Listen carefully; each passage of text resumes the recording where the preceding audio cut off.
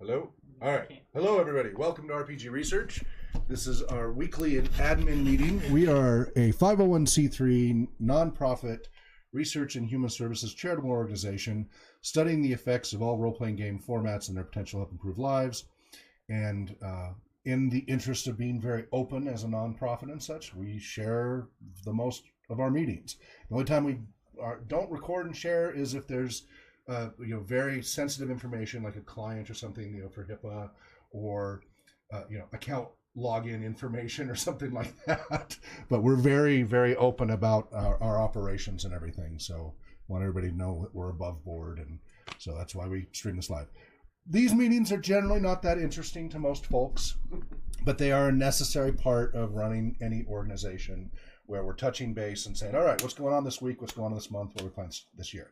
Since this is the first org meeting of the year, we're going to talk a little bit about what we're planning for the year as part of it. But Brooke, let's go ahead and start with what you have on your agenda, and then I'll bring in my stuff. I don't have a ton because I'm still kind of catching up from our meeting yesterday. Right. But one thing we wanted to make sure we're talking about more frequently is really utilizing ourselves as the voice of RPG research and sharing and getting the word out there through social media, through our own pages. And if there is like a cool tweet or something that we can promote on Facebook, making sure that we as members are sharing that with our extended communities, friends, families, what have you. And we'll talk a little bit more about that as we come up with more of a plan for 2019, but I wanted to have that on everyone's radar. And then I sent out the invitation for our board meeting on January 31st, so I hope everyone, if you're able to join us, will do so. Board members are required, so if there is like a major conflict that occurs with that day, please let me know so we can try and figure it out as soon as possible, but otherwise I expect we will all be there. And then my other request, as we look forward to kind of promoting ourselves better in 2019, if everyone could ponder a little bit the phrase, by supporting RPG research, you are supporting X. What would you put into the end of that phrase if you were trying to explain to somebody why what we do is important? Could everybody, let me interrupt Brooke, could everybody understand what Brooke said? Mm-hmm. So if you are a supporter of RPG research, if you go through Patreon, if you go through PayPal, you are supporting this. What do we want to put in this? We want something that's clear, concise. Catchy is great if you can come up with it, but at least if it's clear and concise. I get the clear down, it's the concise that I struggle with. I will be very accurate and specific because I know how important words are in legal and scientific areas, but I struggle with conciseness.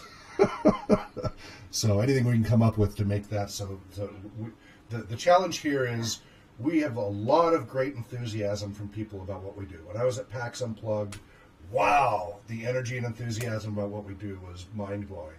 So those of you who are new, for the first time I had people walk up and say they were fans.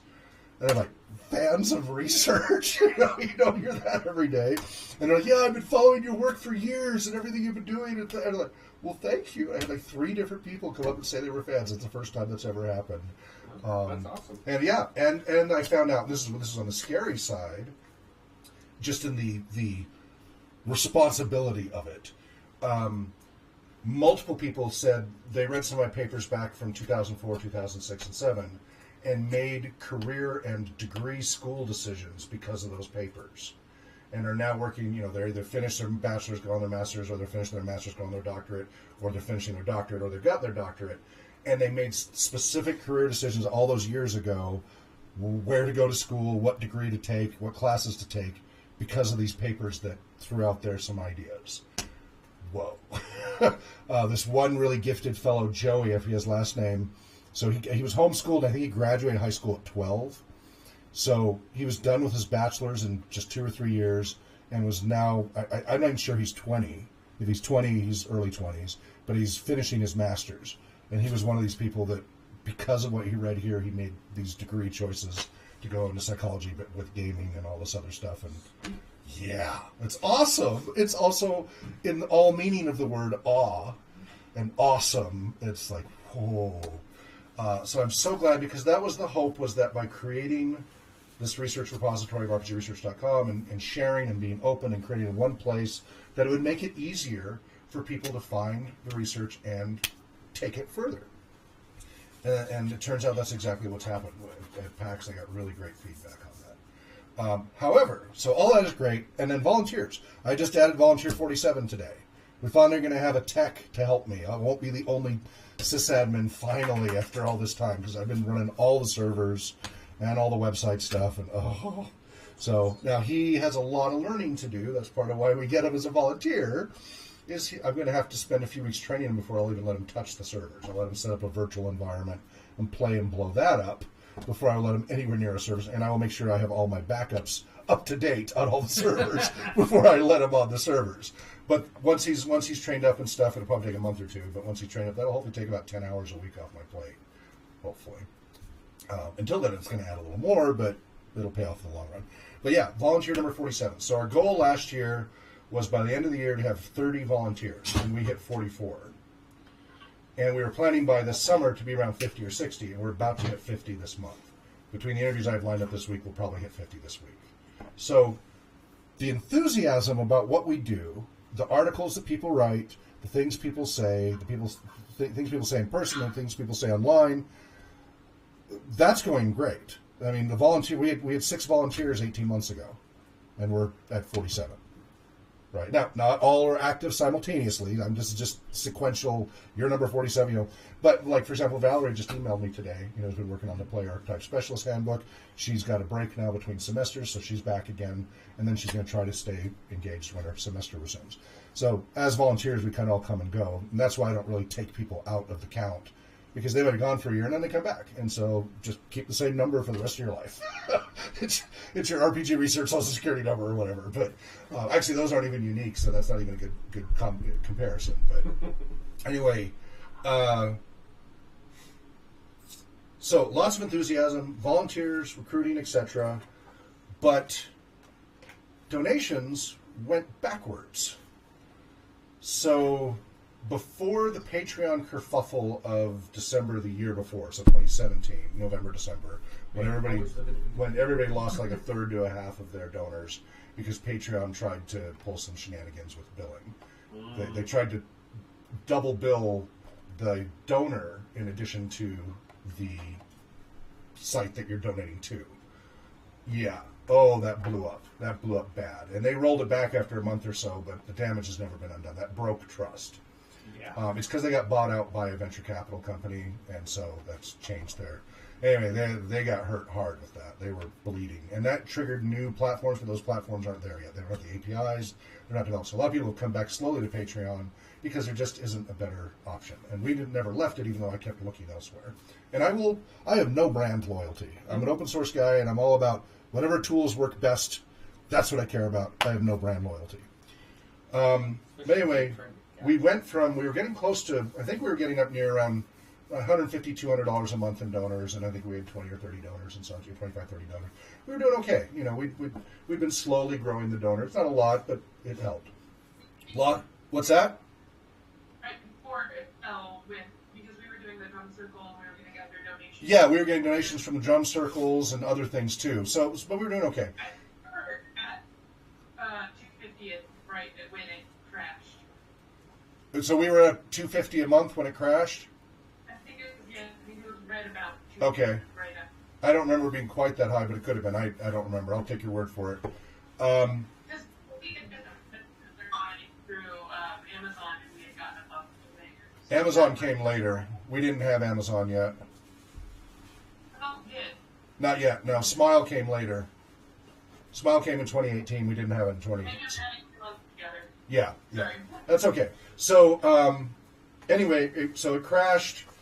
We dropped to like 50 a month.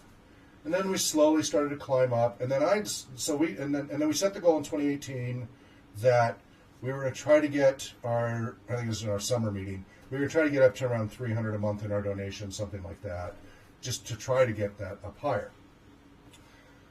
We're at 86. 89. And we're down to like 19 donors on Patreon. Ouch.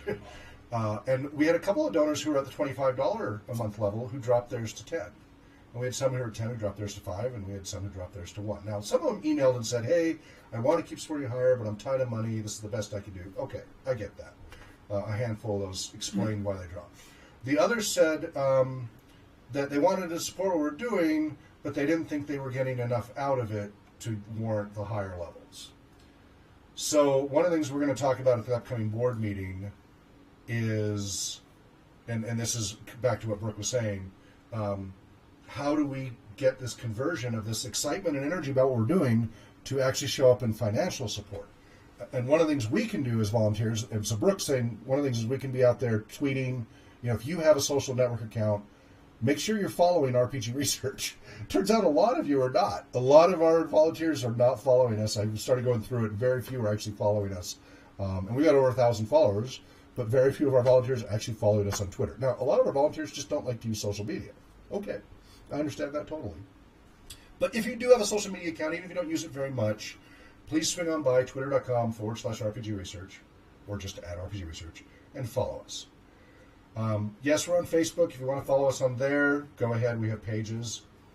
If there was any way not to use Facebook as an organization, I would not use Facebook as an organization. I don't use it personally. I only use it for organizational community stuff, and I hate it with a pure purple passion.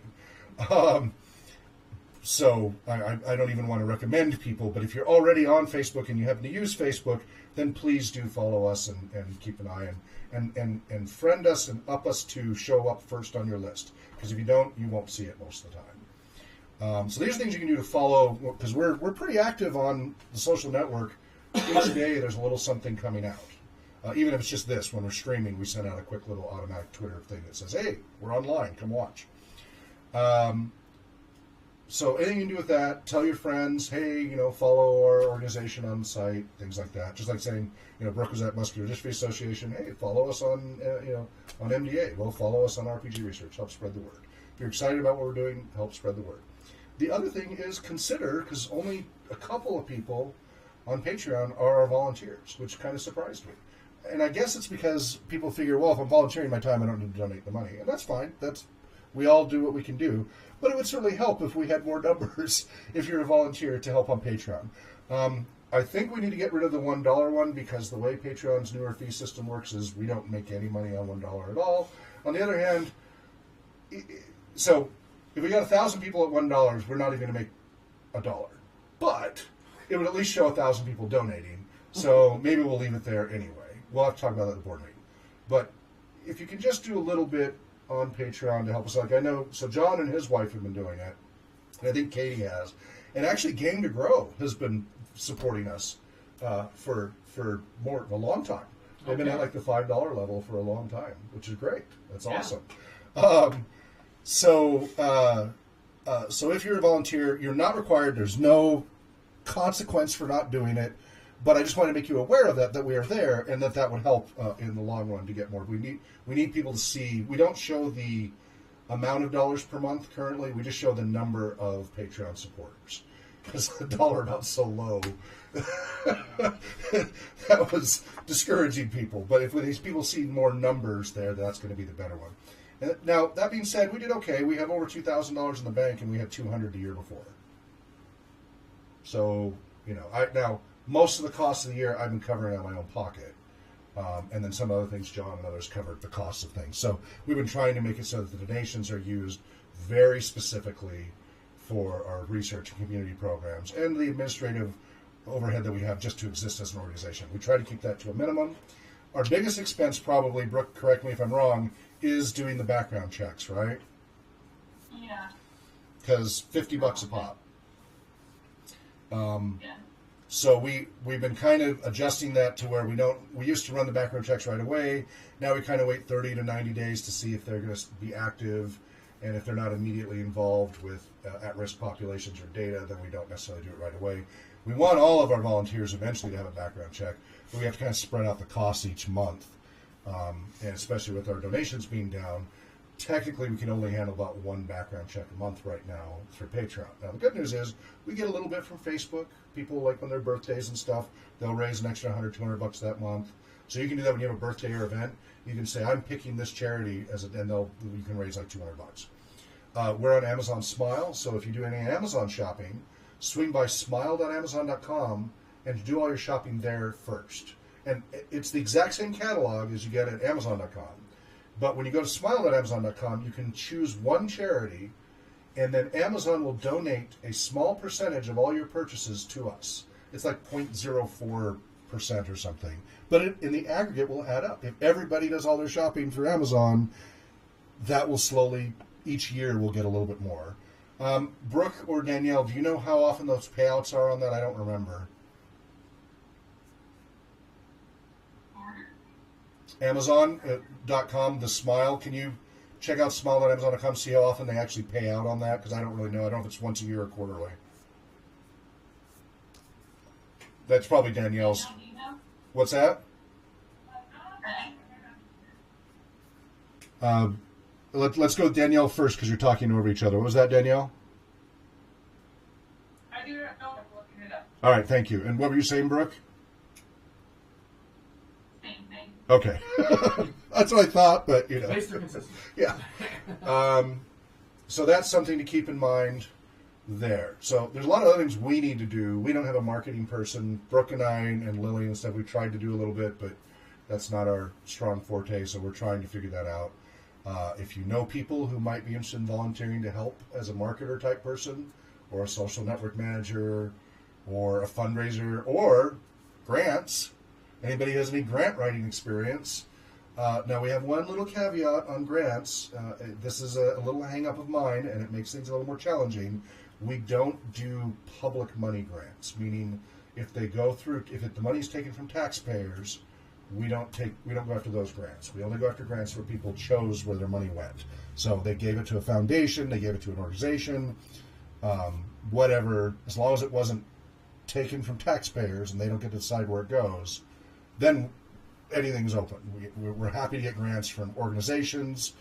Brooke, you were talking about Walmart and some others. I know some people think Walmart's evil, but that was one of the ones you were mentioning, Brooke.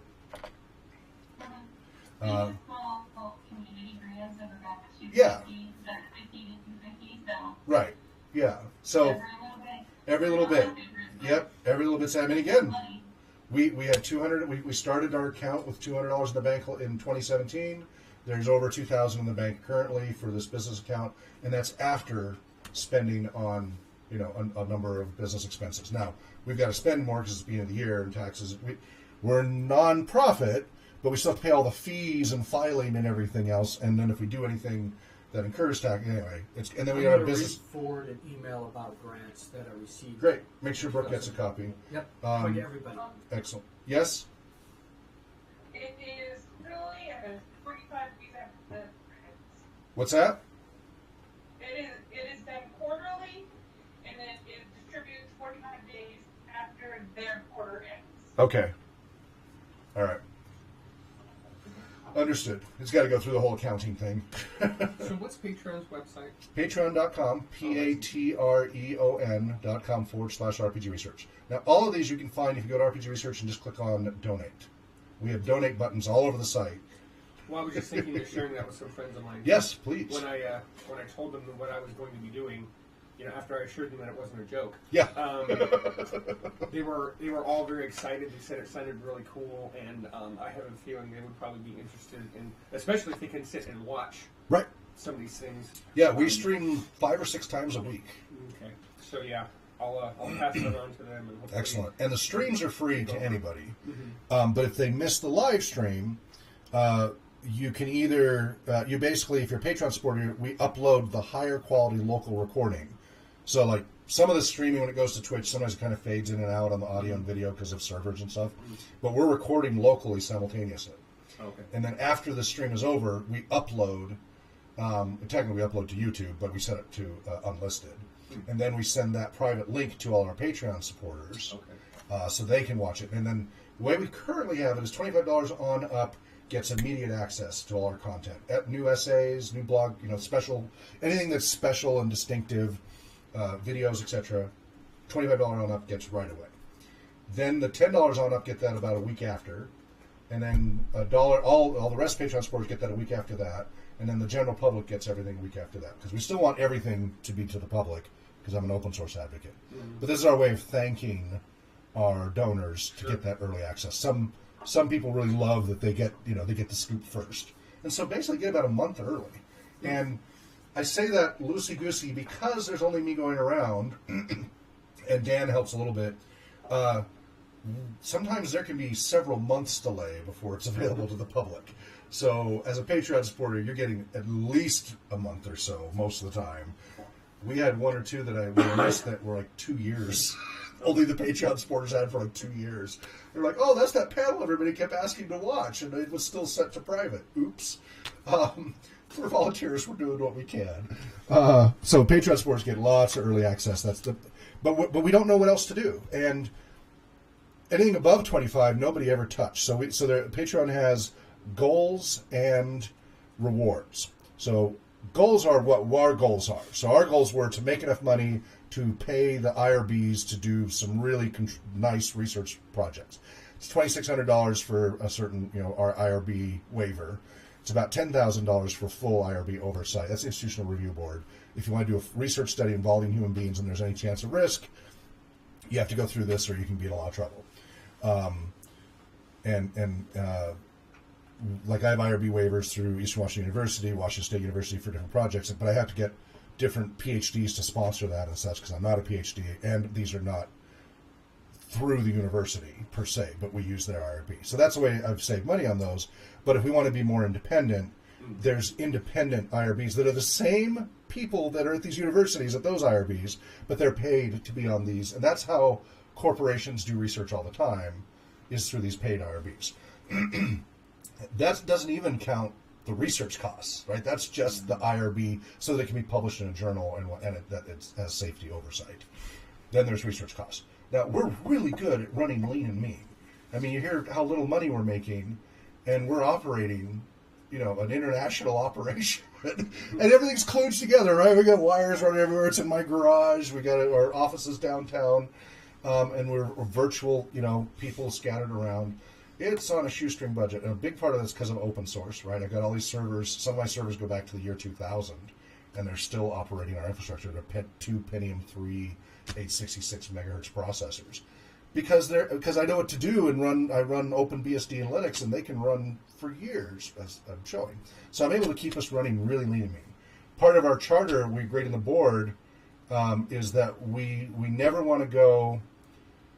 Our daily operating administrative costs, correct me on these numbers, Danielle and Brooke, we never want to go above about 20% on our overall administrative operating costs as a charity, and that's platinum level as a charity rating. In a growth period, if we have to spend more for some growth and capital growth and such, for a nonprofit to have more resources, we're not supposed to do more than a third, like 33%. Are those the numbers you guys remember?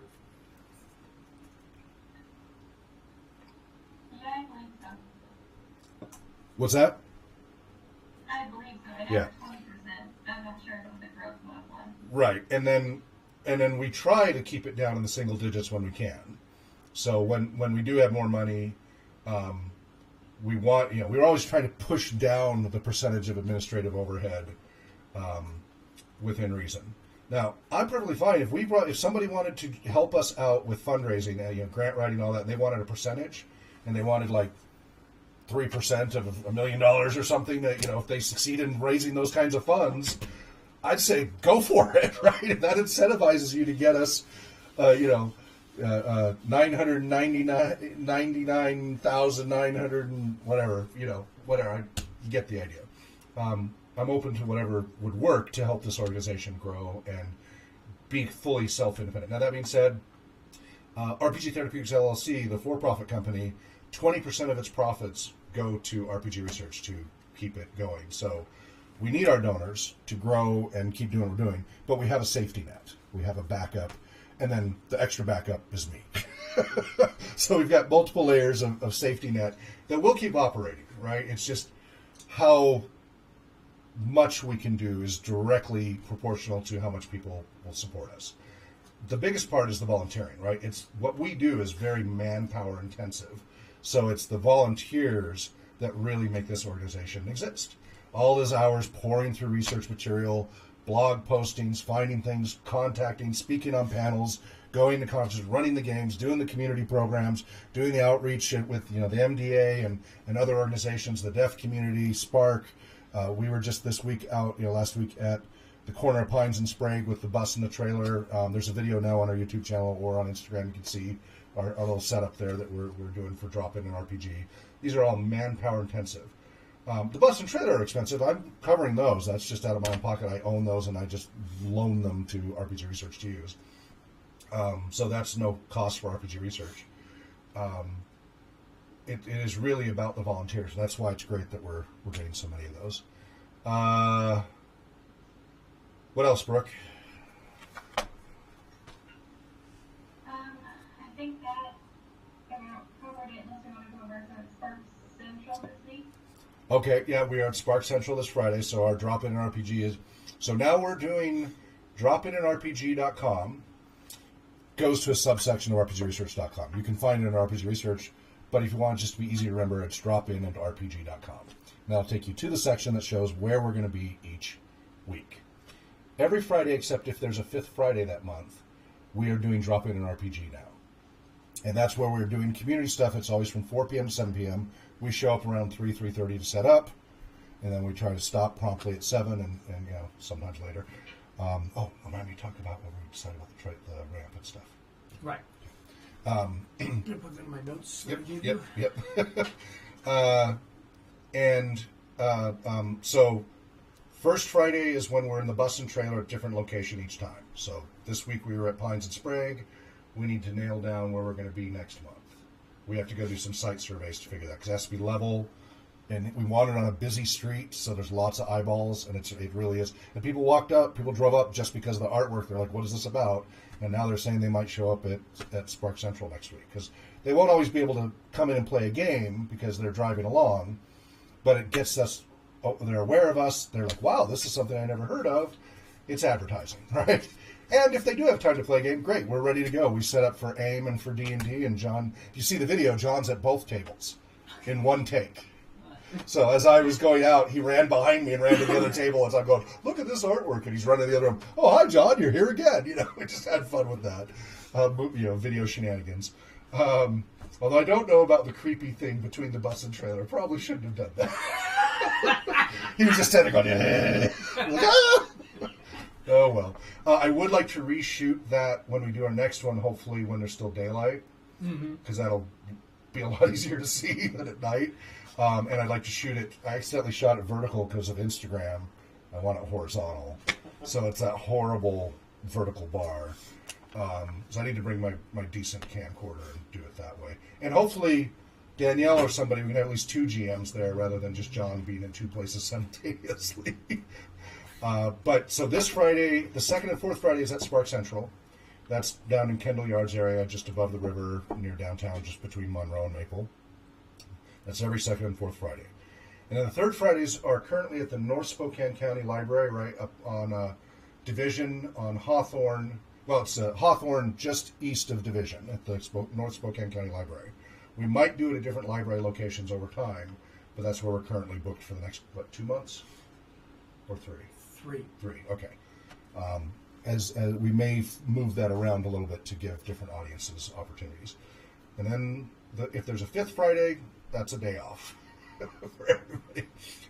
And then we start over each month like that. So that is giving different population. And with the bus one, we're going to slowly spiral outward. I have to get some business licensing done in Post Falls and Coeur d'Alene. So that's going to be a little bit of a cost.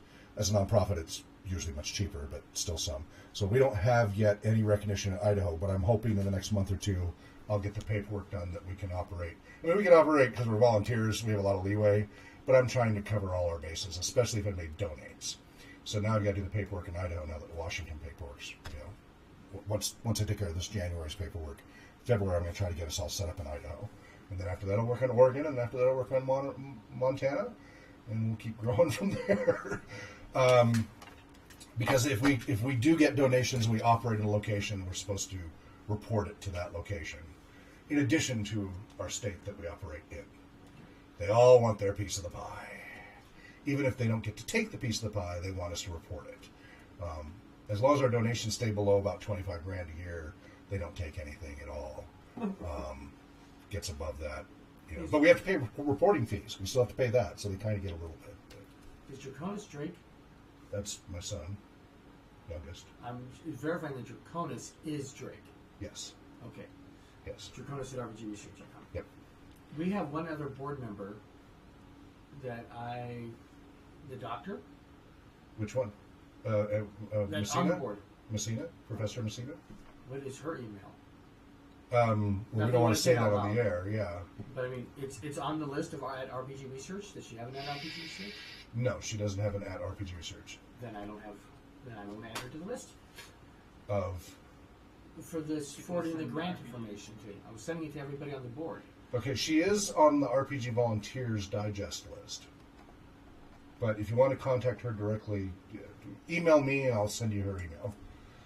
And Brooke has it. Brooke has it as well. I will send you. Actually, on www2, if you go to the staff folder, we've got everybody's contact info in the contact folder. Google responds to her regular school email, like school request. What's that? Her school emails, there's plans to Liberty Request, that's public knowledge. I'm just going to forward what I have to the people that I have. Okay, and that's you guys fine. will. Okay. It'll come up in the board meeting. Great. So yes, this Friday, who is going to make it to Spark Central? I'll be there. I'll be there. John will be there. Danielle, can you make it? Good. I can probably make it. Jane, excellent, excellent. And Brooke, you got my request to expedite Shane's background check, right? Correct. Yep. Okay, so you think we'll be able to have that before this Friday? Yeah, I was going to send in the link today once we're done with our meeting. Good. So watch for that link. It usually only takes them a day or two to get back, I think, business day. And then as long as we have that background check, then you're free and clear to participate in those programs. Because there's kids and at-risk youth and such there, so we have to be careful. Understood. Yeah. And when you do get there, make sure you fill out paperwork with them as well, because they are also a nonprofit, and they have their own requirements. So make sure you ask for the paperwork that you're a new member. Great. That'll be wonderful to have you. You'll be able to see what's going on, and then, you know, after doing that a few times, you might be able to help with running some of the tables. Last summer, we were getting slammed. We had like 5 tables full. And then a lot of those people were only here for the summer, our GMs, and or at least only available during the summer. So then as soon as fall came in, all those people still wanted to keep gaming, and new people coming in. We get about half recurring and half new each night. And we had to start saying no. And saying no. And then word had spread like, oh, I was told to bring my daughter here because you have this program that's accessible for kids on Autism Spectrum. And I'm like, oh, I'm really sorry, we're packed full. And that'll always be a problem to some extent, but we got back down to just John and I for a couple of months there. And that killed the momentum. They can't handle more than 5 or 6 tables in that building, right? That's maximum capacity. But I want us back at maximum capacity because then we're serving the maximum amount of the community. Well, like I told you before, I've got a lot of availability right now. Yeah, So yeah. in many areas that I can plug in, I'll jump on. So Excellent. Well, you'll need to ramp up on the training. You got the links for the training stuff. Can you get to it? no, remember my email wasn't behaving for some reason, Oh, it wasn't. and I don't know. I'm a bit of a trog. I have to admit, I'm not great with computers, so I may have to have you give me a little tutorial when we're done here tonight, just real quick. Yeah, if you can stick around, I'll gladly. Did you bring your laptop or anything? I have it here. Excellent. Then we will. If you can stick around, I will get you going. Excellent. Because all that. Yes. Before we move on, I just want to make sure that Mark is also understanding it if he has any questions. Yes, Mark. Do you have questions? I'm just listening. Yep. And let's do a quick introduction for everybody since we've got a number of new people here. So I'm Hawk Robinson. I'm founder of RPG Research. I'm John Wilker, Vice President. I'm Riley, a player archetype specialist. I'm Shane Dean, new volunteer and very experienced storyteller. Yeah. So your title is going to be like GM trainee or something like that for now, if you want to use that to somebody. You've offered to do lots of things, but if you want a simple title like player type specialist, right now GM trainee. GM trainee. Yeah. The biggest focus. Exactly. Danielle.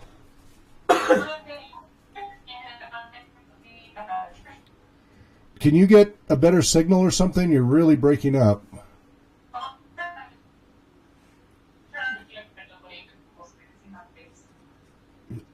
I don't know what you're saying. I turned off my camera. Okay. Okay, yeah, now it's getting better. Okay. So, can you say that again? I'm Danielle in the treasurer for research. So she's Danielle Whitworth, and she's our treasurer at RPG Research. Also, she's a GM as well. Yeah. GM trainee as well. So she's on the board, and she's a GM trainee. Brooke?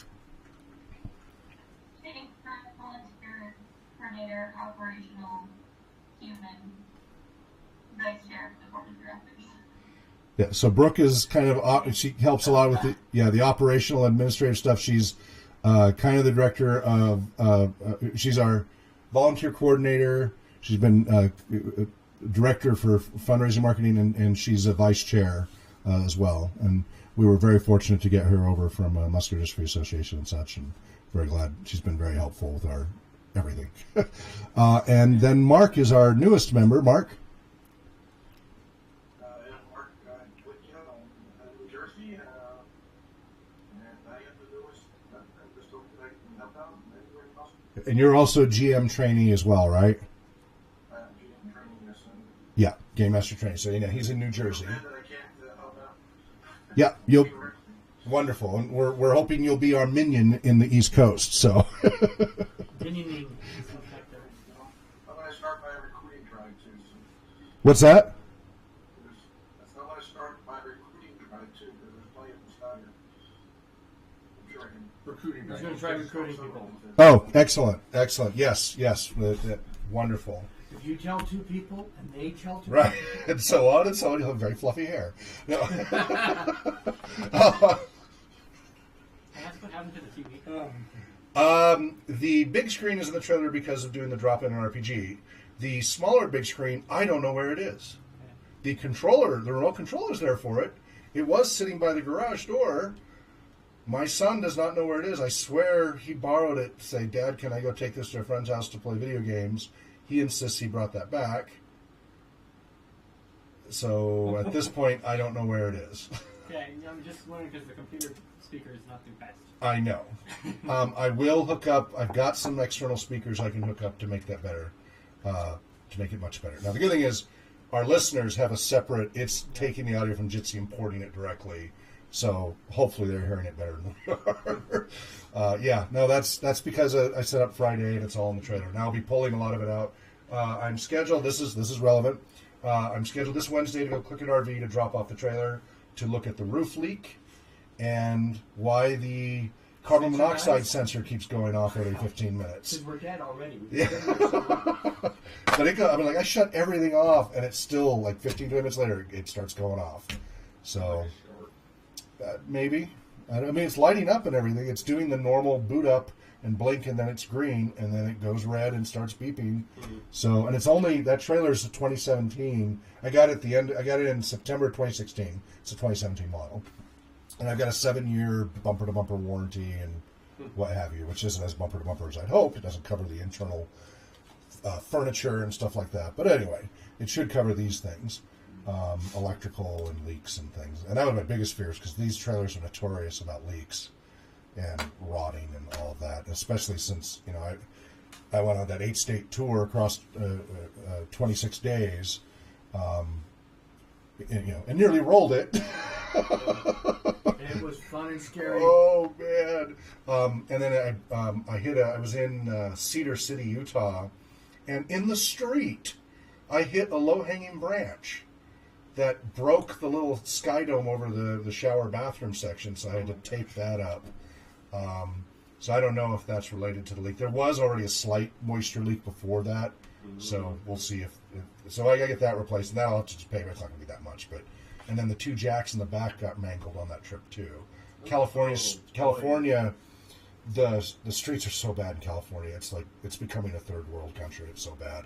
And I grew up. My heart's California. I was born in San Diego, grew up in Santa Rosa. I worked in the Bay Area, in Silicon Valley. I'm so sad to see the state just destroyed. And I went from state to state, side to side. You know, everything was on fire. Reading had just gone through a fire. There were thousands of homeless people because of the fire there. It's just a mess. Anyway, the roads are so bad. The roads are so bad with the it broke the shelves, and I had to keep fixing them. And finally, I bought thick metal bands for fences, and wrapped that around inside to hold the shelving together because the roads were so bad in California. Then also, they have some roads where the driveways into the parking lots are so steep that when I pulled in, it bent my back two jacks at a 90-degree angle. It ruined them. And so those are the stabilizer jacks to keep it from being wobbly. The front ones are okay, but the back ones are shot. They're only about $150 for the pair, but got to do it. So, yes, print sign-in sheets, yes. What else? Brooke, anything else on your end? I think that is about covers. Okay, stick around because we have stuff to run by you. Danielle, did you have anything you wanted to cover for this meeting? No, that's it.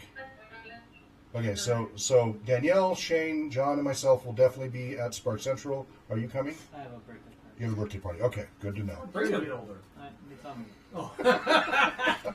Riley has been really good at showing up for a lot of stuff. I've been really glad. He is going to be helping torture you during your training. Because as the player archetype specialist, I told you about the PAS does, right? Okay. He will be one of those people that you'll learn to love. He'll probably just remind me of people I've gamed with in the Right. Navy. Because Exactly. like I told you before, some people just want to watch the world Yes, burn. exactly. Whatever Exactly. Freeze the entire place. Yeah, sure. That's true. Riley, is there anything you wanted to cover administratively? Just to verify, Dean? Shame. No, last name. Oh, yes. Shane Dean, yes. Okay. The other one is Daniel's. So, uncles. Okay, Yes, back he's to also Brad. at Uncle's, yeah. Yeah. There you go. Did you have anything you want to cover administratively? No. Okay. Do reach out to Valerie since she's available now with your latest notes. Okay. Merge your two notes together, like we added a couple more, because she's a little behind on the archetypes that we added. She's trying to flesh that out now, so say hi to her, say, hey, I hear Hawk says that here's my notes, your notes, let's merge those. She sent me a draft, but I'm so busy right this minute, I've got to get some other fires taken care of first, but you guys start talking to each other again now she's available. So we're working on a formal training manual for play archetype specialists.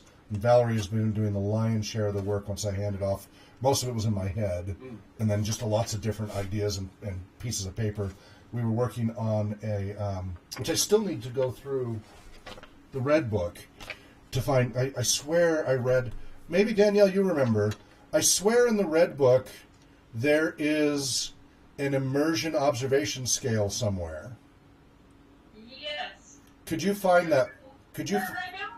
Not right this minute, but when you have a chance this week, Make a note. and tell me what. What's that? Let me write it down. Yeah, immersion observation scale or observed something to do with a scale on immersion experience, towards flow state. So I've been working on my own for a long time through body language, eye focus, all these different things. Response to stimuli, if they jump, if I drop a book on the floor, everybody's a lab rat. And I can tell if they're immersed or not, right? If they're really into the game, I can go slam a door and nobody will notice. But that's like a 7 or 8, or higher on the immersion scale that we've been working on. The goal is to get the optimal opportunity for flow state. Now, flow state we can't observe. Flow state's a theoretical construct. By who's it by, Danielle? Yes, Mihai Csikszentmihalyi. This is all part of our theory stuff. Hungarian psychologist. We'll talk about that later. Anyway, I'm going too far afield here. That's more RPG theory stuff. So, what's that, Danielle? What? You're going too deep. Yeah. Okay. 1, 2, 3s of D&D. Okay, that's for theory. Theory. Sashes. John, what are those sashes? Should be in that box right next to you. There's some sitting right here. Yep, here they are. Okay. So I did finally order some sashes because we've been talking about. So we've been trying to show seniority of volunteership. Doesn't really matter what you do; it's just straight hours. That's why the logbook. And basically, from 1 to 99 hours, you're a red shirt.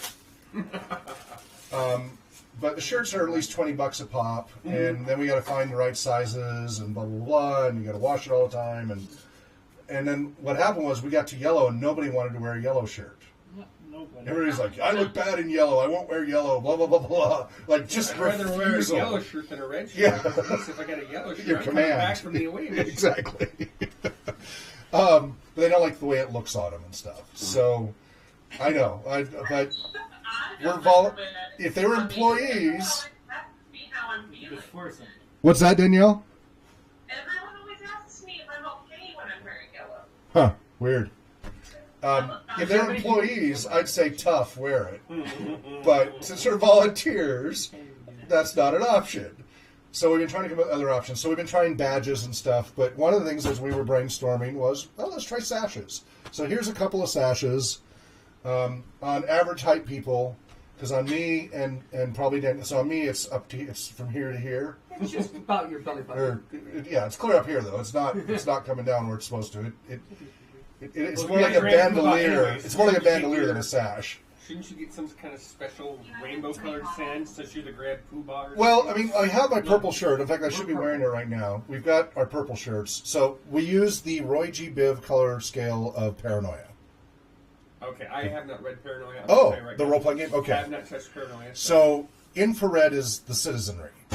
Right. Red is the initial troubleshooters. You've been promoted. This gives you opportunities. It's based kind of on Logan's Run, mixed with 2001 Space Odyssey with HAL 9000, The Insane Computer, Gotcha. all merged together. It's a darkly humorous feature. You're going to have to join one of our RPGs. You can watch our New Year's RPG session if you want. Yeah, I wanted to check Enjoy the silliness of it. Because it is a silly game and it's a lot of fun. Anyway, they use Roy G. Biv, the colors go red, orange, yellow, green, blue, indigo, violet, and then infrared are the high programmers. And that's your security access color. Okay. And any color below, you know, your lasers can hurt, but their lasers can't hurt you. Things like that. You get 5 lives. Your character has clones, and you have 5 lives, and you often go through all of them in one session. Are we going to continue that game? I would love to. Yeah, I think we will. We need to wrap it up. It's a fairly short one. I don't think Max is going to last for another. Well, some of you, yeah, you're gonna have to bring in the new clones. That's right. Max is already on his fifth one. Yeah. He's on his last one. He just lasted around in the Russian. fourth. Yeah, okay, maybe it's fourth one. Anyway, so it's a humor. It's a role playing game reference, and all it shows is level of dedication, right? How many hours you've racked up, and it doesn't have to be absolutely accurate. We can ballpark it, but 0 to 99 is red. And then it goes up and it's on the website somewhere in there. You can look at volunteers and color code. And then I think it's from like 100 to 250 is orange, and then like 250, 500 is yellow. And then if you get above 2,000, that's purple. That's violet. Are we And allowed then, to customize set sashes, or do we have to leave them pristine? well, We're going to work on we're that. figuring it out. We are gonna. Girl So Scout as you earn, yeah, it's gonna be like Boy Scout, Girl Scout badges. As you finish your checkoff list of your training and your diplomas. So when I check you off on, you got D&D 5th edition, Lost Mine of Phandelver. There's no S. Right. Yes, and we keep saying it with the S. A lot of people do. There's Lost Mine of Phandelver. There's only one. You'll line. get a little Lost Mine of Phandelver thing to apply. Cool. As you get I need help with that. as you get Adventures in Middle Earth, Eves of Mirkwood, and we check off that you're running that without. That's another one I've never touched. By the way. Right, exactly. So you'll get checked off on that, and you'll get another one, and you'll slowly add these up. And then when you get your GM1, you'll get your diploma GM1. It's not the same as the full certification of the LLC, but we're still working on that. We're trying to create all of this on the fly. So you'll get your GM1 badge that says, I am now a GM1 at RPG Research. And you can start working towards your GM2, which has a whole other checklist. And that's another reason to use a sash, because that's going to add up for some people. Some people are going to have a lot of stuff. I'm gonna look like a Klingon war hero. Yeah, on both sides. As far as embellishment and such, I as long as you allow room for that stuff, if you want to embellish the edges or add lace or whatever, I don't care. I think, have fun with it. It's only a fun thing. It's not serious. Of my enemies. We want to be careful because we'll be going to conventions and public events and stuff. So we do want to be careful about misinterpretations. And I'll give you an example. When I was at PAX Unplugged, I was on the panel for inclusiveness and accessibility. I have a big mouth. I have a lot of experience about accessibility and stuff, and I try to stay out of the inclusiveness PC stuff because it gets really quite the minefield. And I've noticed that inclusiveness tends to work better when you don't force it. Yeah, if you just we're open to everybody, right? Mm-hmm. But anyway, a topic came up about keeping people away who are clearly being offensive. And I brought up a little story, a little amusing anecdote, but it went over like a lead balloon, about I have a T-shirt that says "Got Root" with a question mark. It's the old Got Milk commercial, but it's black with white lettering. And I got it back in the 90s. It's both a sysadmin information security Unix hacker reference. It means you have administrator access. And it's just like, hey, are you elite? You got root? It's just it's a techie thing. And that was very popular in the 90s, early 2000s, the dot-com boom, etc. There were a lot of us wearing the Got Root shirt. At one point, I ran into somebody who was greatly offended by that shirt. It turns out, so there was this later, and then I looked it up later. In later years, this shirt became very popular in Australia. Well, it turns out root has a completely different meaning if you're not techie in Australia. It means either a part of the male anatomy or having sex. So this was a proposition of either are you getting some, right, basically, and some people were offended. I was going around going, hey, you got some? Hey, you got some? Hey, you want to, I'm like, oh, I'm sorry. This had nothing to do with that. And that's for the context. And so I gave this amusing anecdote. A couple people chuckled, but not at the panel. And I said, so when you see somebody with a shirt or a hat or something that at first you feel offended by, now if it's really clear, if it says, kill all such and such, and it's not being ironic, all right, that's obvious. It's got to be really obvious because you'd be surprised how many gamers especially do things out of irony. Gamers frequently wear shirts that are the opposite of what they feel to be ironic. And especially the whole hipster thing, too. Right? They're all about that. It's like, did you die trying to say they're natural? Well, and we had just had on the panel, all of them said, well, you should have a dialogue, And the one person said, well, unless it's really obvious by what they're saying or doing, then we shouldn't have to talk to them. And I'm like, well, wait a minute. Be careful about this. Anyway, I've gone far afield, but it was related to this. We want to be careful about what we put out there because we want to be as friendly as possible. I understand. We need to put, John needs to put little scratch marks, 1, 2, 3, 4, 5. Oh, for group deaths, or the name of all the characters, because he's a little bit of a killer GM. Now, again, I emphasize character deaths, not player deaths. Well, we have 0 player deaths. He should just get a special gravestone badge. Yeah, but he needs a whole bunch of chip marks. Because he does it a lot. So the gravestone is his TPK, and then there's a chip. Yeah, there you go. You need a big gravestone that you just start adding a whole bunch of chip marks to. And then start, layering down, and let it fold out. Put have Velcro, and you can, unfold. Anyway, all right. Brooke's going to want to go at some point here. But, Brooke, we wanted to cover John. Yes, I'm John. The cons, planning for the cons. Okay, cons. Conventions, not con jobs. Context is everything. Exactly. All right. So, Hawk has a limit and therefore a goal of 4 conventions a year.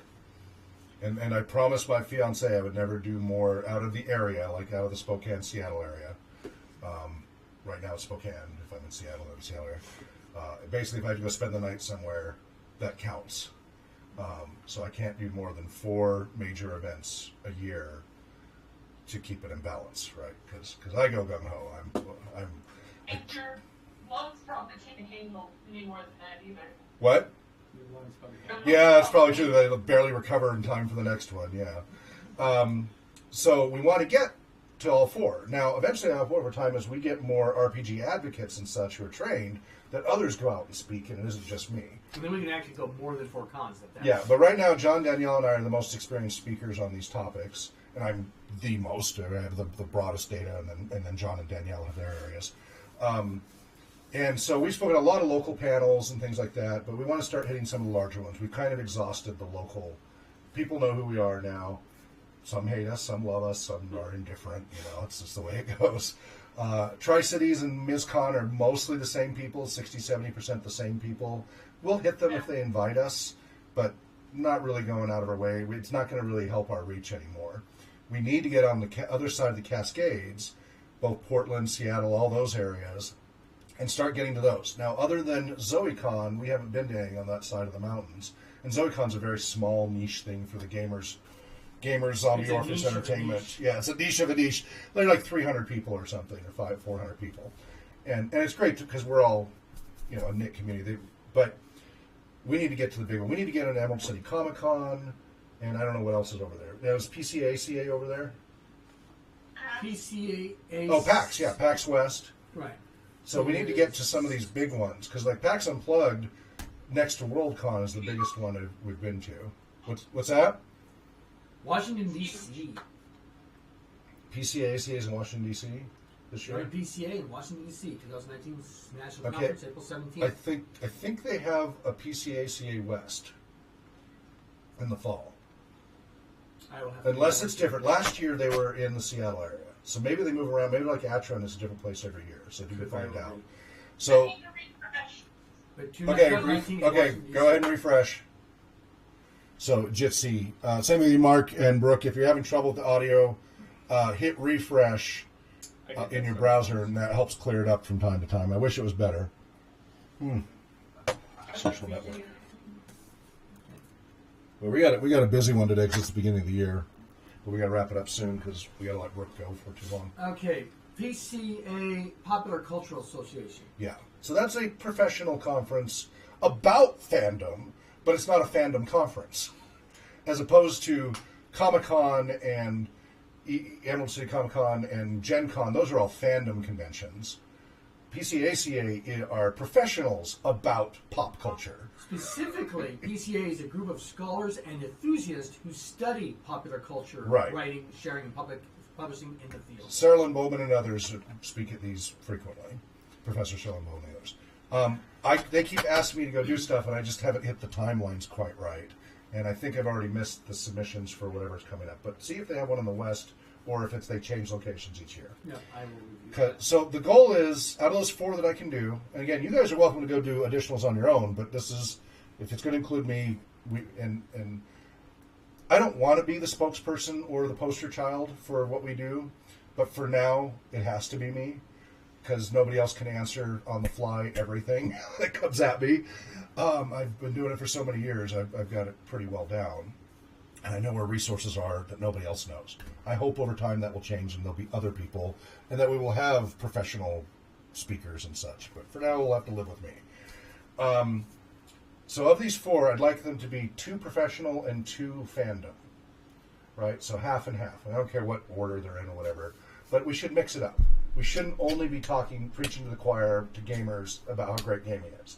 We need to talk to the professionals. I've been doing that. I've been going to WASTRA and Pacific Northwest ATRA and such, both in Washington and Oregon. And these are professional conferences for recreational therapists. I've spoken at a few other professional conferences for play therapists and a few others. So we want to keep talking across multiple populations and sectors. So as we look at that, I think the way we should do it is let's target 3 professional conferences and 3 fandom conferences that are large that would potentially be interested in what we have to offer to speak on panels or speak as a speaker. So, number 1 for John has always been Gen Con. That would be on the fandom side. And we want to try to get into and do Gen Con. That would be huge. We missed the window to be this year's nonprofit of the year. Game to Grow is the nonprofit of the year for Gen Con, which is huge. Hopefully maybe we can do that for next year. So we definitely want to target Gen Con on the fandom side. I would love for us to find something over the Seattle side, Emerald City or one of the others, the PAX West, whatever. I have a large list of science fiction. Okay, so we got to narrow that down to and just 2 others. multi-genre. But we'll target 3 fandom ones that we think we can get into. And it's better if they're closer. We'll do Gen Con because that's really exceptional. It's better if they're closer because I can afford it, right? I can drive there. It's not as far. Gen Con's going to be expensive. DundraCon. DundraCon, yeah. Yeah, that's San Ramon. Okay, that's the one that Chris Wade always. Okay, so I don't know that we need to do that one, but I just was mentioning it. Then we need to find 3 professional ones. So one of them is ATRA, the American Therapeutic Recreation Association. So they have their conference, and their deadline for submissions this month, I think, is the 26th.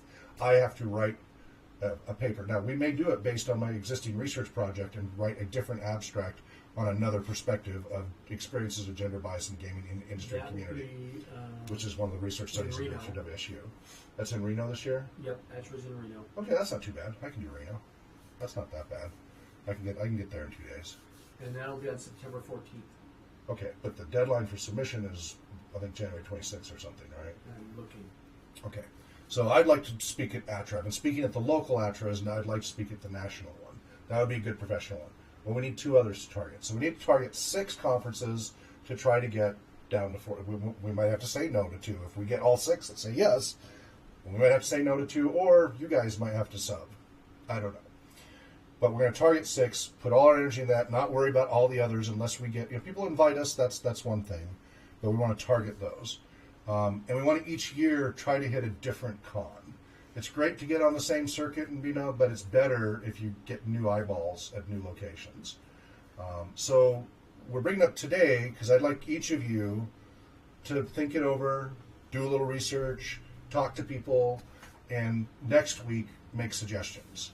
So we've already got Gen Con on one side and ATRA on the other. So I'd like to talk to some other psychology and sociology and other professional organizations, mental health organizations, children's organizations, hospitals, rehab center. If it's professional and you think role-playing gaming, it's in our bailiwick of using role-playing games to help people, and you know of a conference that maybe we could get into to speak, that would be great. And it doesn't have to be huge on the professional Conference side. of Wardens.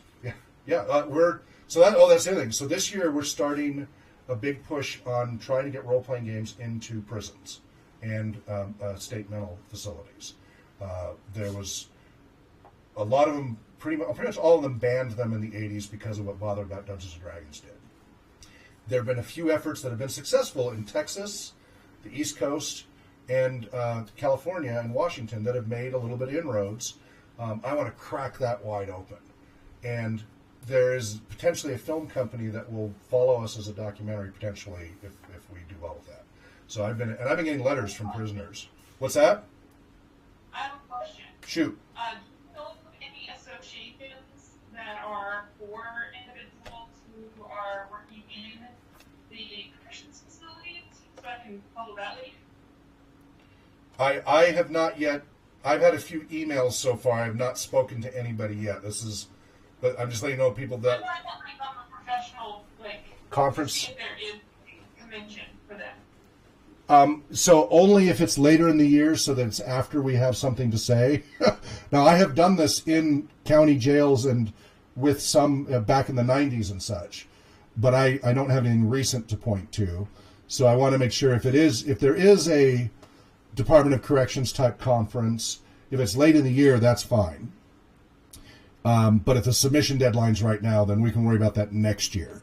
This year, we're going to really try to implement the programs, get our foot in the door, and sometimes it'll just be the prisoners run the program, we just supervise, right? We just want to talk to the wardens and the superintendents and the Department of Corrections heads to get them even to be open to the idea. And it will manifest in different ways. Some places allow the books, but you can't play the game. Other places have an absolute ban on the books. Some of them really limit on how you can play the game and what accoutrements are allowed. Professor Emily Messina is on our board. She got her dissertation running recreation therapy programs in Florida for prisons. So she's a great resource for us as we try to put together a formal program. But we're going to formalize. I've been talking about this for years. I get letters. I've been wanting to do this. It's something near and dear that I would love to see happen. And so 2019, that's going to be one of our big. So in 2017, it was the MDA was our big thing that we did, the summer camp thing was a big deal. We put a lot of time and energy into. I want to see that happen now with the Department of Corrections in multiple states. And if we can hit Washington, Oregon, Idaho, Montana, so they're in reach in 2019, that would be awesome. And some will be win and lose, and that's okay. It'll be a learning experience. And then after that, we can look at trying to replicate it across the country.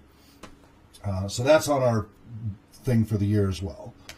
I am not very far into that process at all.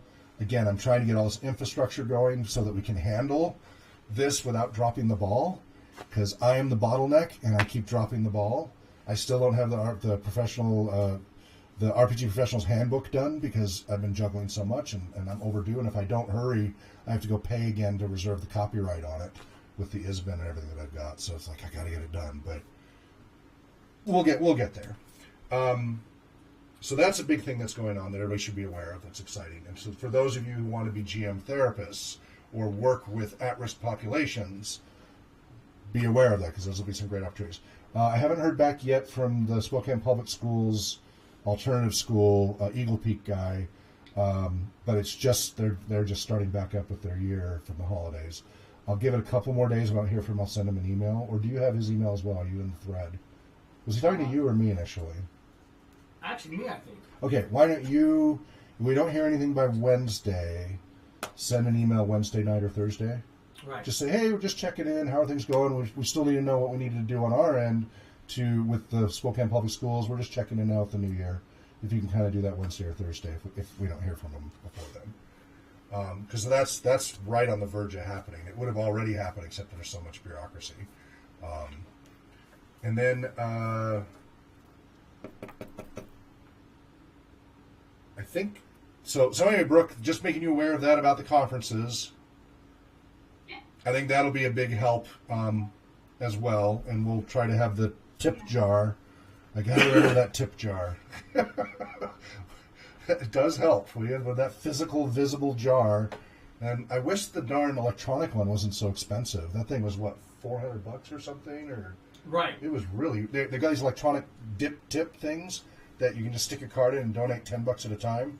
So like Game to Grow had theirs at PAX. You actually program it for 1.5. Right, whatever. But they had theirs at PAX. I think it was 10 or 15, and people were just nailing that thing. It was getting hit constantly. Some people were doing it like 5-10 times. So at some point we're going to need to get that, but we got to have money first. So we're getting there. I think that covers our administrative stuff for the week and a high level of the year. Again, January 31st is our board meeting. So that's a Thursday. That's normally a theory meeting or gaming. That one we'll sub a whole that'll all be a board meeting that Thursday. Everybody is welcome to attend. You don't have to be a board member to have a voice. To vote, you have to be a board member. But to have a voice, we welcome not only all of our volunteers, especially, but also the public too. We will stream all the parts we're allowed to stream live, and people can give commentary in the chat room with questions and such about that. Cousin Bobby says, good luck, just surfing PAX. Laugh out loud, peace. I don't know what that is. Okay. Anyway, I think that... Oh, no. Trailer. Something about the trailer. Ramp. Ramp. It's on my notes. Oh, Trailer ramp. We've decided to do and it. social network. What's that? I did a little jump rabbit hole. It looks like their major conference isn't until January next year. Who? As in this weekend. Who? The Department of Corrections. Okay, that's fine. That works for us. That fits our timeline better. Okay, two other things. For the drop-in RPG with the bus and trailer days, once a month. As I said, I'm dropping off the trailer this Wednesday to get it fixed. It'll probably be gone for weeks, but hopefully be back in time for February 1st. We need to go start looking for sites for our next location. And we need to go find 6 or 12 sites that we can just book out the year. Right. So we're just looking for empty lots that don't say you'll get towed for being here. And stuff like that. And sometimes you can just ask. You can walk up and say, hey, you mind if we park here this day for this is what we're doing. Parks will be safe. Yeah, but a lot of them are only if we can park on the street, because otherwise we won't really get much in the way of eyeballs. So we want it to be, especially when the weather's bad. When the weather's nice, then yeah, we'll do the other parts. But when the weather's bad, we want to be on the busy streets. We are no longer going to take the 22-foot wheelchair ramp with us unless somebody requests it in advance. Because the bus does accommodate, with the lift, we can accommodate 1 or 2 people in wheelchairs. If we get more than that, you know, that would be a surprise. Like if the whole group of people in wheelchairs showed up without letting us know. But we're going to say on our drop-in RPG thing, we will gladly accommodate everybody in a wheelchair, but we have some limitations in manpower. We've been lugging this ramp along. It takes us an hour and a half to set up. And when I was on the road trip, one of those setups I was setting up almost every day at different locations, I almost lost my thumb because the ramp slammed together and it's still growing back. And we're getting older. And it just about did us in this Friday. We were in so much pain. I was in pain. I think you were feeling it too. And most of the time we don't need it, especially now we have the bus that we can at least accommodate 1 or 2 people. Now, Brooke, I was wondering, because, you know, we've got that back ramp in the trailer, and I've always been concerned that it's too steep without the extension. But when we did the camp thing, those kids were zipping up and down some really steep dirt trails. Yeah. I'm wondering if at some point I should show, I mean, I want to show up at the meetings, I'm sorry I keep missing them, but if you could show up at one of the MDA meetings and see if any of them could give us feedback on, so my concern has been that it's definitely too steep for a manual wheelchair to ingress and egress without assistance. We know it's too steep for that. But I'm not sure if it's too steep for the modern electric wheelchairs, and that some of these, the way they're designed, they can go up some really steep hills.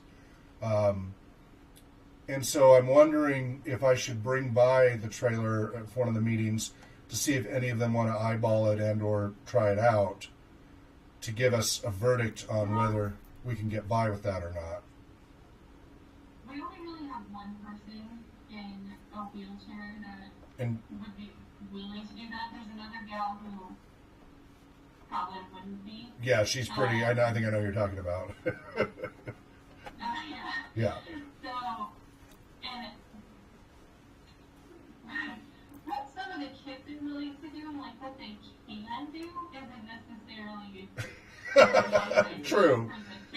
True. Well, because I'm trying to figure out, because I know what the ADA says, but that's a very safe, conservative one, you know. And again, we have the lift. We will first put somebody in the bus first. But if we get another person, I don't want to tell them no if we can do so safely. But we can't keep lugging the 22-foot. Now, we will set up on the website. It says, please notify us. We will bring the ramp and set it up if you let us know. We will make every effort to accommodate your needs. We are all about that for accessibility.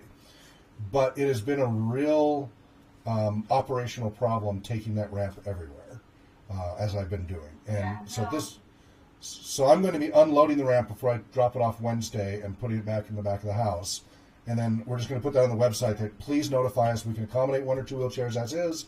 If it's any more than that, you know, if you want to be in the trailer, we don't know if we can accommodate you or not without prior notification. So let us know, and we'll bring a ramp and accommodate you. And that's my thinking. So what do you think? I think that's reasonable, and that's within the accommodating guidelines. Okay. And then I think the only other thing that would make a difference is the weight of the person and the chair. I mean, and the strain that it might put on the ramp can handle over 1,000. Yeah, the ramp can handle over 1,000 pounds per square foot. Okay. And the wheelchair, so even if somebody weighs 400 pounds and they have a 400 wheelchair, that's only 800 pounds, and that's distributed over several square feet.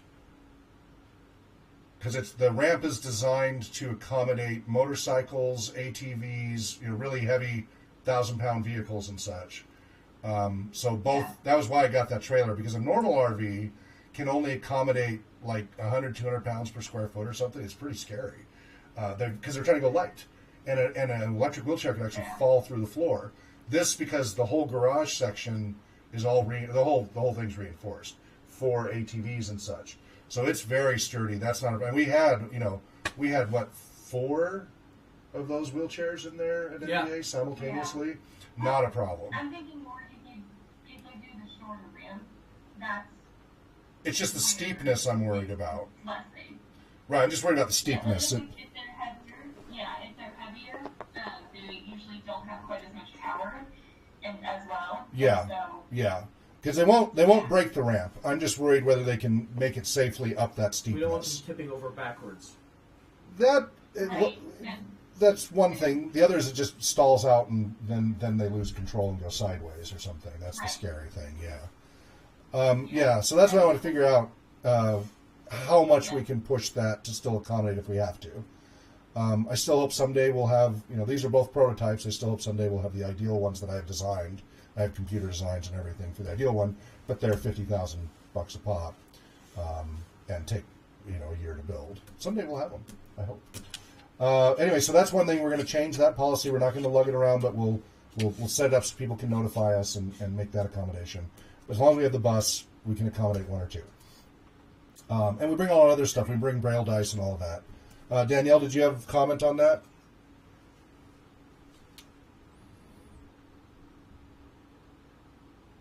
I guess not. I think your signal is choking. No, I think he's clicking. Okay, we hear you now. No, the only comment I really have is that I thought this might happen eventually because we all were hurting ourselves. I know. Well, and I'm not doing it because of my thumb. I'm doing it because when we have four of us there, it actually goes fairly smoothly. But when it's only two of us, it always kills those two people. That's just to put it underneath and not use it. Yeah, we didn't even set it up. We just moved it underneath. So, well, what? I can't understand you. Cannot understand you. Let me refresh and then I'll ask the question. Well, now I can understand you. She needs to hold her phone up somewhere. I wish she wasn't using her phone.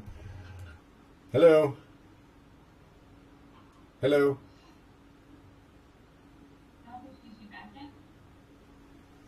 No? Okay. Then the other item, while we're waiting for her. Okay, she's back. Danielle, hello. Go ahead, Danielle.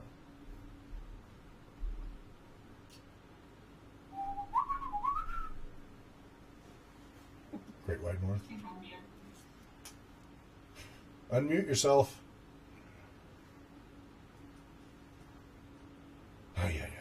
The other item is I've been playing around with for the last few weeks.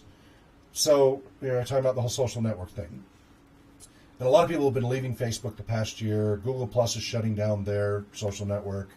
And there's been an increasing trend towards population-specific social networks. For example, the libertarian social network, the ultra-conservative social network, the ultra-progressive liberal social network, the what are some of the others? But a few others. They're fracturing into separate platforms because they don't agree with the privacy invasion of Facebook and all its security issues, etc.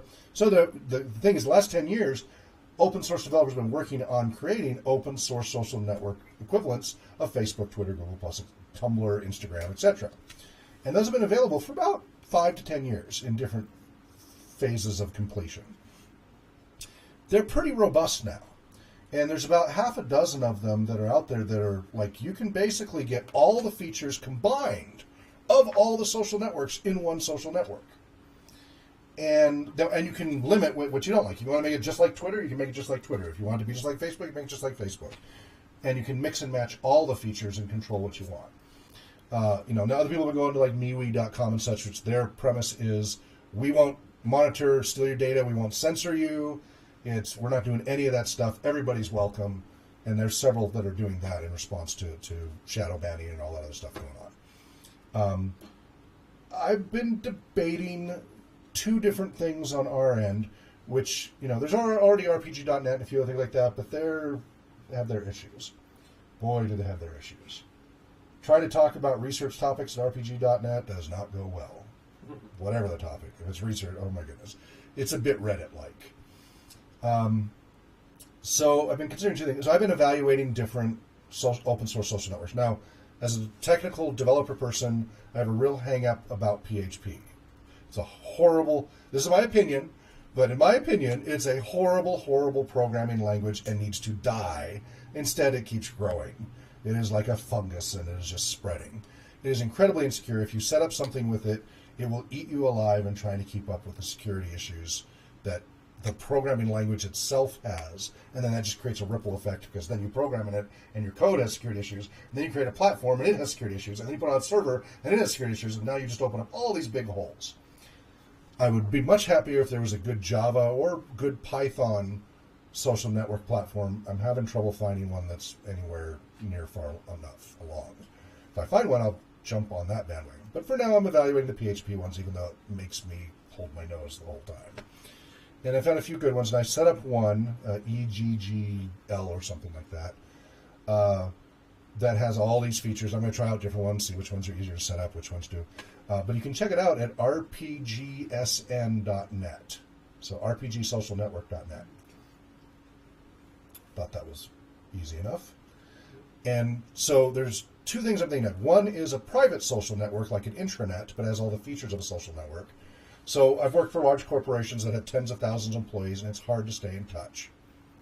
The private social network, so as we're growing so quickly, 18 months ago we had 6 volunteers, we're now coming up on 50.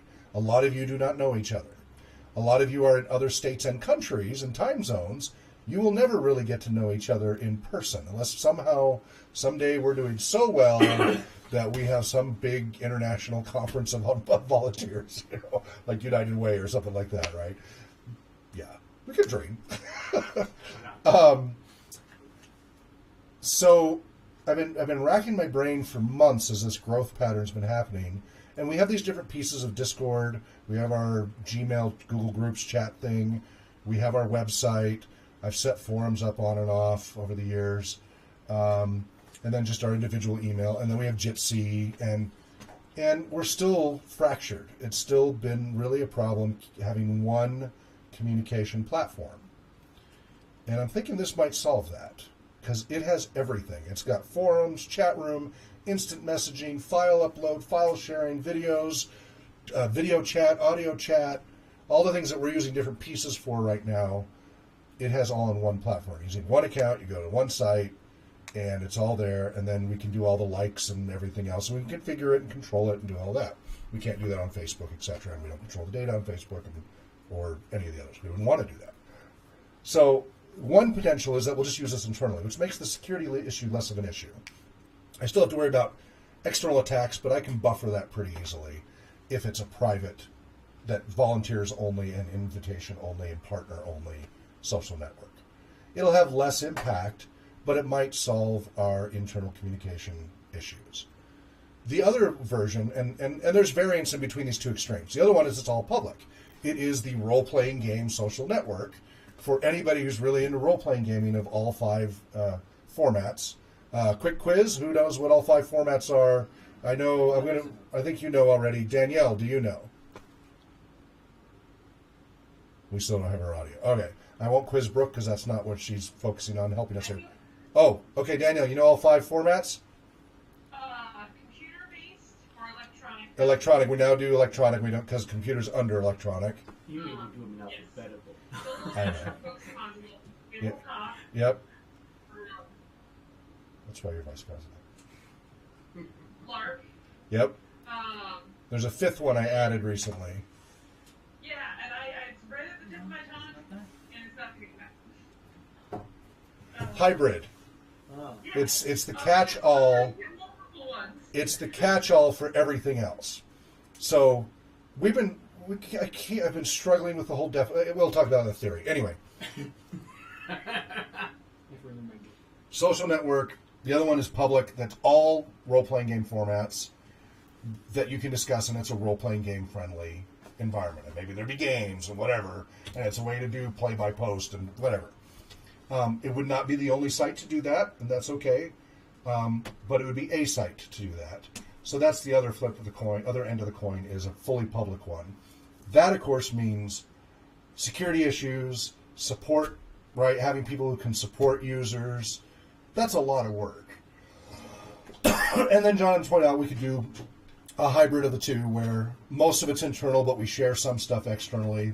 That's certainly a possibility. The more public it is, the more security issues and support issues, but we can do that. So I'm thinking initially once I find one I'm happy enough with to at least risk trying, I mean, I'll be playing with it, but I mean, really commit to, is we'll start with using it internally. We will try that out, see how that works, see if it merges all these different, if people like it, if it really works, if people use it, because some people post in Discord to notify me.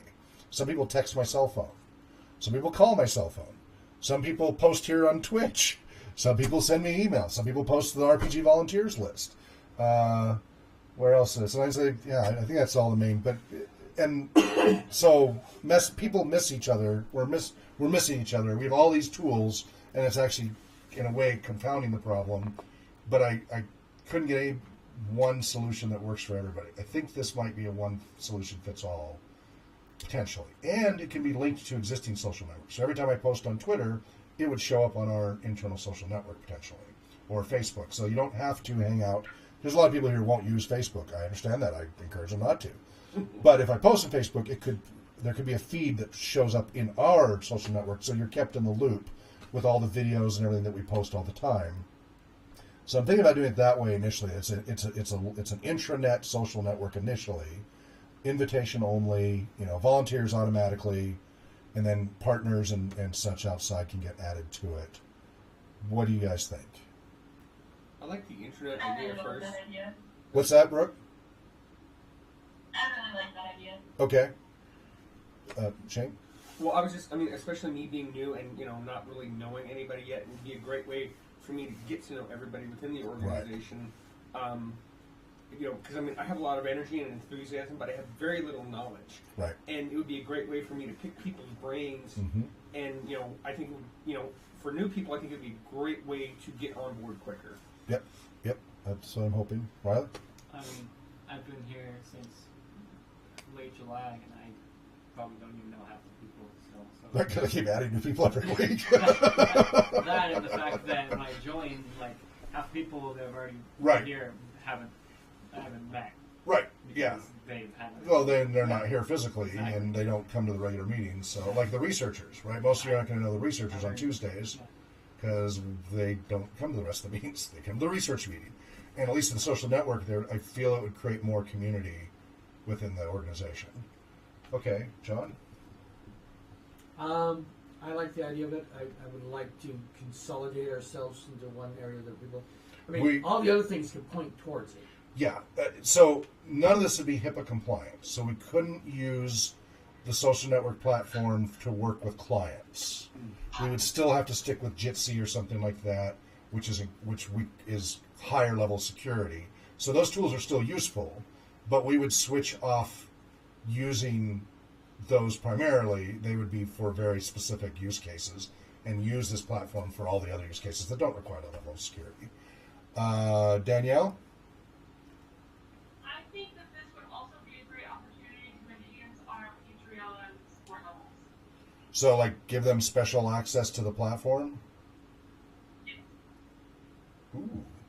They'd have to be a little bit higher donors, but that would be... It would really separate the 25s or the 10s. Yeah. The rest of the group. Yeah, I like it. I hadn't thought about that. That's a good idea. That is a good idea. Let's keep that in mind, because it would fall out of my head otherwise. Mark, what do you think? I think one platform to rule us all is a good idea. How about one platform for all of us to share? I don't know about the rule us all, but I love your Tolkien reference. We are taking over the world. We're just not telling you. Well, and you don't know me that well yet, but I am. Let me give you my Tolkien geek. So, Brooke, I'll come back to you in a moment, Mark. Brooke, is there anything else you want to say about that before we let you go? No, I think it would help tremendously with the communication. All right. Having everyone be on the same page. All right. I think I'm going to ramp that up then. Yeah, instead of having them have to sign up for Discord and sign Yep. up for the Yep. mail and then sign up for the Yeah. Something else would be a good bulletin board to point to that other things, Yep. and people can decide if they want to check that Yep. stuff out or not. We would still have RPG Research as its own site, separate. Mm-hmm. It'd still be all of that, but our community would revolve around our rpgsn.net. Mm-hmm. The alternative was sn.rpgresearch.com, but I think rpgsm.net works okay. Is that pretty? Yeah. As long as you remember, it means role-playing game social network.net. Okay. Well, Brooke, I think that unless you have anything else that occurred to you while I was jabbering away. All right. Then we'll bid you adieu. Thank you so much for everything. You and I will email. Make sure we get Dean's background check, and then if you can get Solomon's packet going. I sent you that tonight. I finished another interview because I can't wait to get a sysadmin helping me. Oh, my goodness. Oh, my life will be so much better. Excellent. Thank you so much, Brooke, for everything. You have a wonderful week, and we'll catch you next week if I don't talk to you before then. Take care. So I'm going. You guys in Jitsi, hang out for a second. I'm going to stop and start the recording and switch the stream because we're switching now from. Are you Veer from Babylon 5? Do you know that reference? Okay. Oh, okay. We're going to switch now from our administrative meeting to our RPG theory discussion, which these tangents I started going off on, we can cover. Yeah. We'll be, so streamers, stick around. We're not leaving. We're just separating the file for the upload and such.